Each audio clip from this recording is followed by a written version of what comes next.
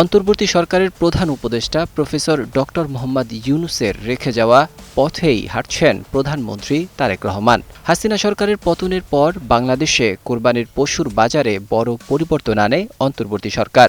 দেশীয় খামারিদের সুরক্ষা দিতে ভারত থেকে গরু প্রবেশ কার্যত বন্ধ করে দেয়া হয়।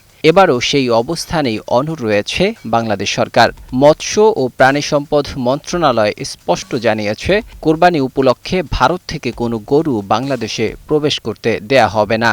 আর এতেই বাড়ছে দিল্লির অস্বস্তি। ঈদ আসবে, সাথে ক্যাশব্যাকও আসবে। নিজের বা প্রিয়জনের জন্য কেনাকাটায় এবারও নগদ পেমেন্টে পাচ্ছেন দারুণ ক্যাশব্যাক। তাই যাই কিনুন, পেমেন্ট করুন নগদে। একসময় ঈদুল আজহাকে ঘিরে বাংলাদেশ সীমান্ত ছিল ভারতীয় গরুর সবচেয়ে বড় গন্তব্য। সীমান্তের ওপারে হাজার হাজার খামারি সারা বছর অপেক্ষা করতেন বাংলাদেশের কোরবানির বাজারের জন্য। পশ্চিমবঙ্গ, আসাম, বিহার সহ সীমান্তবর্তী অঞ্চলের অসংখ্য পরিবার এই ব্যবসার উপর নির্ভরশীল ছিল। ঈদ এলেই তাদের মুখে হাসি ফুটত, হাটগুলো জমে উঠত, রাত দিন চলত গরু কেনাবেচা। কিন্তু এখন সেই দৃশ্য পুরোটাই উল্টো। বাংলাদেশে দেশীয় খামার শিল্প শক্তিশালী হয়ে ওঠায় ভারতীয় গরুর চাহিদা দ্রুতই কমে গেছে। প্রাণী সম্পদ অধিদপ্তরের তথ্য অনুযায়ী এবারের কোরবানিতেও দেশের চাহিদার তুলনায় পর্যাপ্ত পশু প্রস্তুত রয়েছে। ফলে বিদেশি গরুর প্রয়োজন নেই বলে মনে করছে সরকার।